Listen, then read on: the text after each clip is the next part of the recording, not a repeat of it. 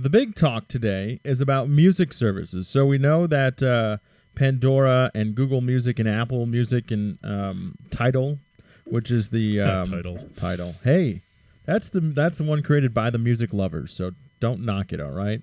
So with all these streaming music services, we figure we dive into it since we've all kind of had a chance to play around with one type of music service. So Matt, why don't you kick us off with what you use, what you like, what you don't like, and then we'll do a round robin. Ironically, I must point out that we have all decided, ironically and unplanned, to choose different music services to use our own, right? I thought that was kind of interesting.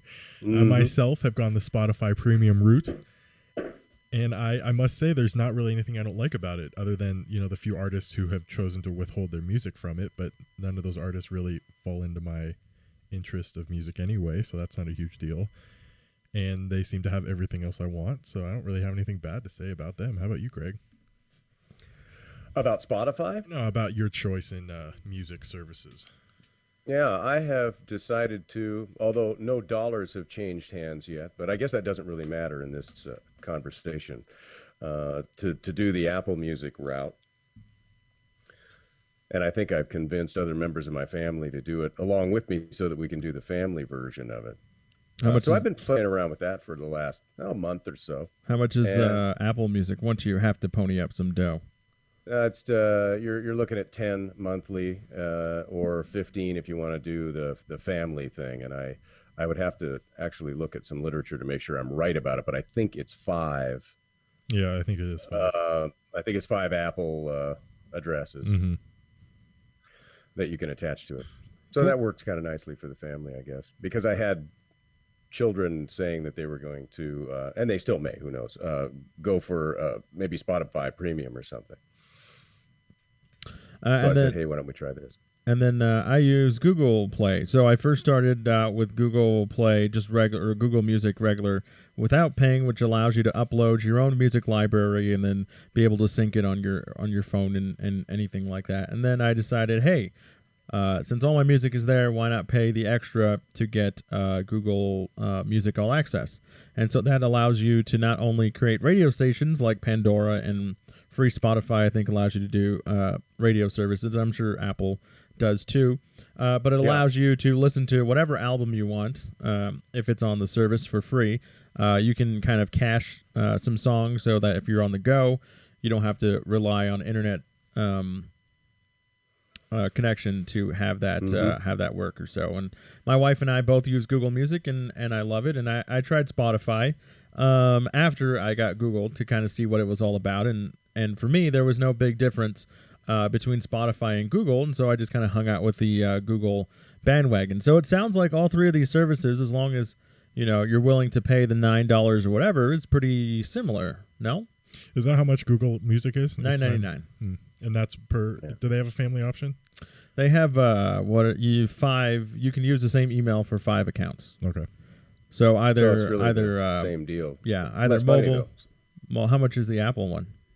Well, it's 15 if you're doing the family thing. Oh, okay. It's $9.99 or 10 if you're just doing your own, from what I understand. Okay. But I think with I would think we talked about last week, Coldplay is going straight to Apple Music and Tidal and holding off on Spotify and Google for some reason. And Adele, I think, did the same thing too. So, I mean, that's something to look at when you're looking at music services is, if a new album comes out, am I going to have to wait like Netflix 30 days before it comes on my service, or do I get it instantly? And I'm not quite sure how that's been working out with the music labels and which one they're deciding to go with and which ones they're deciding to hold back from. But I don't think it has anything to do, as far as I can tell, in the music industry with one necessarily favoring another because of relationships. I think it's having to do with the amount of money that they're being paid per song that's going out. And Spotify tends to, at least at this point, and the reason I think it chases away some musicians is that they pay very little out, and they also really essentially make it available free, as long as you don't mind lunging for the computer to not hear the ad. Right. So you've been playing around with Apple. Is there anything you see as a downside with Apple Music? Yeah, I was reading some posts actually just earlier today about people, and I had run into it myself because I hadn't really dabbled all that deeply into it until my wife said, "Hey, can you put this? I really want this on my iPod." And it does clearly state, if you go back into it, that you can't transfer any of your Apple Music from your Mm, subscription onto an iPod, Hmm. which you can imagine just sort of thinking of it as we've called it before, the Apple ecosystem sort of thing. You're used right. to being able to do that. So Now, you've you had have to to purchase that you have before, to though. purchase it before you put it on your iPod. That's right.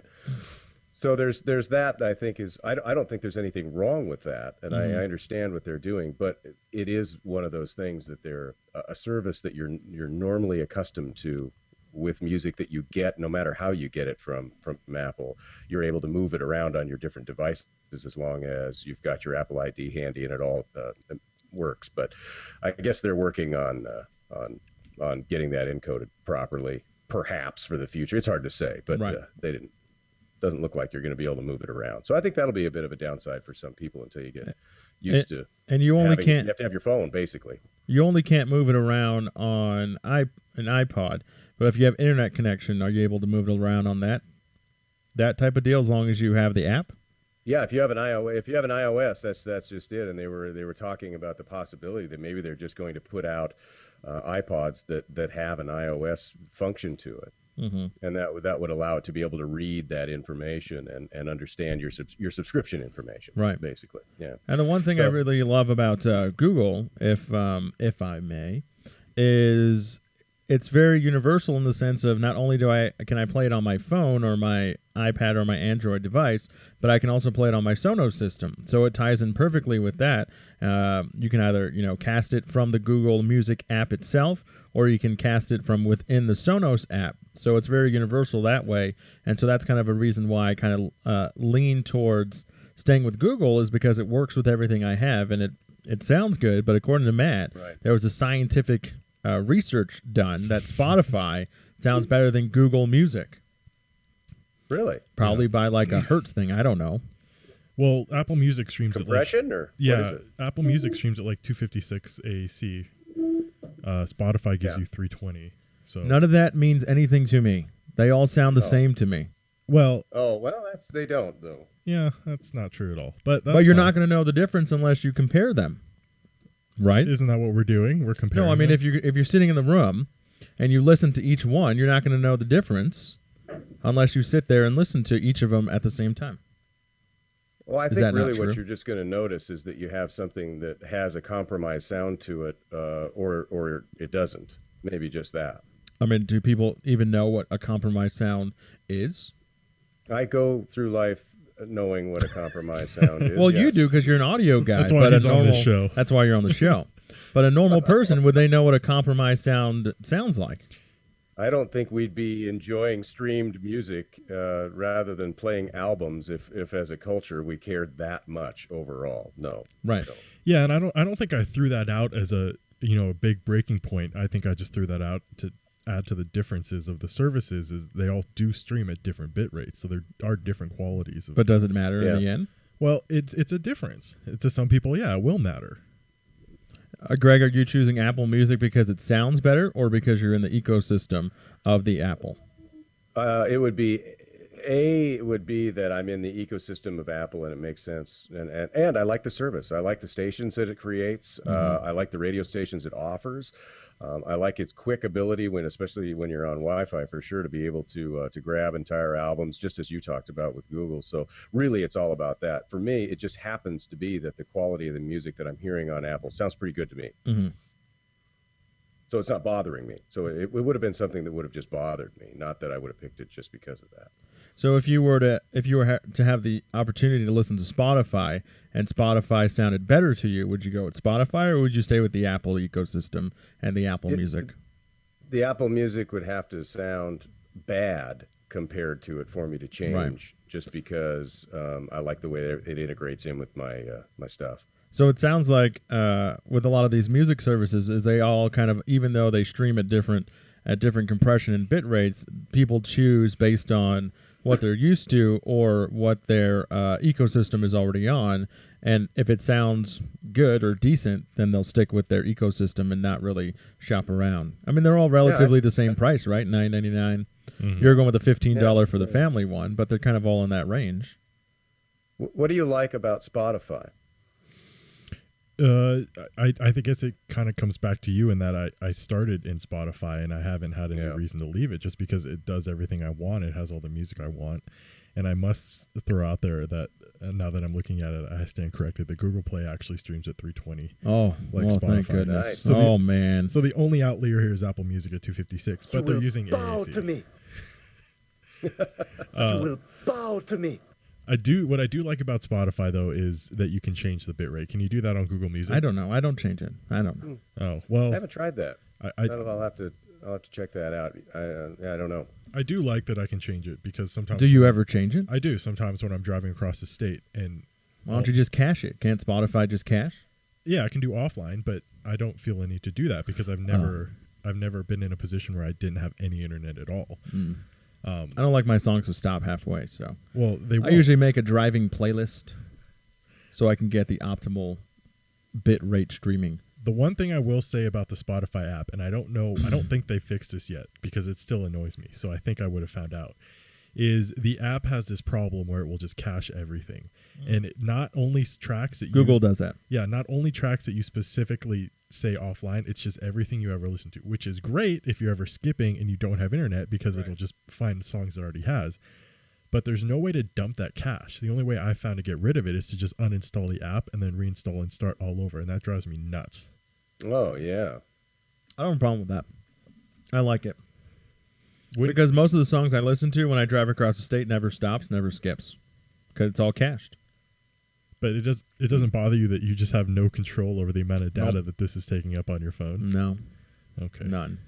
I mean, I don't know how much data it is. amount, so. Yeah, I don't know how much data it's taking up on my phone. I think if I noticed that it was taking up a lot of space and preventing me from, taking cool pictures of my kids, maybe it would annoy me then. But I don't think I notice how much space it's taking up. So to me, it doesn't matter. To you, it matters because you want control over everything. For me, it doesn't. That's what I'm saying. So consensus, you like Apple Music, right? It's done what you wanted to do. It is absolutely so far. I plan to begin paying for it at the end of the 3-month thing. So And is the app? I'm sure the app works well since it's developed from Apple, or is it native to the iPhone? Yeah, it was really a matter of signing up through your on your phone on My Music, or if it's on your computer, then it would be the iTunes app, and it just has offered a new 2 or 3 different tabs for you to pull down. So you're either in or you're out. You have to sign up and say I'm interested in doing it. Then once you do that, it just really looks like the interface did before until you open it up, and then it has its own look. Right. Spotify, good. It's good. You know what I would be interested in trying, though, maybe for some nice web content, is doing a blind test of these services, playing the same song with some headphones, and seeing if we can actually tell if there's a difference. Yeah, I would too. I know it's been done before, and I know there have been some slight differences, but as far as us, I don't know if we could tell a difference between 256 on Apple Music. I can't with this ringing in my ear right now. Yeah, we'll get some headphones that don't have a ringing, but I think it would be interesting to see if it really does. I'm guessing Greg probably will, and we'll have no freaking clue. I have no clue. You know what? No I don't idea. know, because I've sent a tremendous amount of audio myself just at 128 of 44.1, which was, if you're sending a file, has been the long-standing kind of base for above ground audio that's not going to sound particularly compromised, and we're already well beyond that. So, Yeah. Greg, have you read or done any research on HD audio? not any research. I've heard what they're calling HD audio. Mm-hmm. When the radio stations are broadcasting it that way. Right, but the Pono player or anything like that, you haven't had an opportunity to listen to, what do they call it, high fidelity files or something like that? Yeah, like FLAC lossless. Yeah, FLAC lossless, nothing. Well, I mean, I've listened to lossless files, but not maybe in exactly the right context to be able to answer the question, though. Okay. I have some friends who that's all they'll listen to. And they can hear the difference? They can, I don't know if it's mental, but they can feel the difference. They swear they can definitely hear the difference. And those are the guys dropping thousands on headphones because they can hear the difference. Yeah. Hopefully they're not buying Bose. No, Still pissed I at work, Bose. I work with a guy who is a very good friend of mine who would be able to tell that difference in a second. Hmm. I wonder if HD audio has something. I mean, I've read a few articles on it, but if it contains, I don't even know what to call it, like a feeling that that old records had like a warm sound to it that just made you feel good. So, or maybe it's just in your head that you paid this much money, so it better sound good. But I don't know. I mean, I'd like to listen to some HD files, audio files, real ones. And they say it's as best as you can get from the recording studios at that level, and so it would be interesting to kind of listen to that to see what it sounds like. No, and there's a whole nother conversation about high fidelity versus the style in which something was recorded. And that conversation began when we got out of tape recordings and into digital recordings. And that conversation continues. But I don't know that it necessarily, one component of it is its bit depth and making it a high fidelity. But there are other components that go into that just come with just style. And that's where people kind of have to diverge, I think. Okay. So, Matt, you're good with Spotify? I'm happy with Spotify. And I'm very happy with Google. So 3 good services that you can choose from if you're kind of looking for a music service. Unlike Pandora. Pandora, you kind of just set a preference and it just makes a radio station. But I think with the other 3, there's that option too. But if you wanted to dive into Adele's new album or, Coldplay's new album, instead of having to shuffle it in a radio station, with these 3 services, you'll be able to listen to strictly that album uninterrupted with commercials. So, have you guys bought music since you started using streaming services? I have. You have? Yeah, through Google. I bought the Adele CD. Just because you wanted to own it? Mm-hmm. My wife. Interesting. Because I haven't. I haven't even considered buying any music since I started using Spotify. I think the reason we bought it was because of the reason that she wasn't on Google. And my wife really wanted to listen. She wasn't on the Google Music that streams, but she was on the Google Music where you can buy the album, and so that's why we decided to buy it. Are we all on one of these streaming services either already paying or with the intent to pay? Yes. $99 a month. Okay, I just wanted to make sure, because I think there's a big difference between those who are, particularly the Spotify group, perhaps that are listening. Well, for free, as it were, and that's a different thing. Yes. What are you pointing at me? And for? the Pandora free too is a little different. I mean, you can pay for Pandora. What's $1 a month? Yeah. But it doesn't get you what the other services get you. But it gets you something. Well, different. it's just a different. Yeah, it's a different animal altogether. That whole Genome Project thing about introducing you to music that you may not even know you like, kind of thing. I think that's pretty cool, all on its own. Yeah. So, all right, that's the big talk.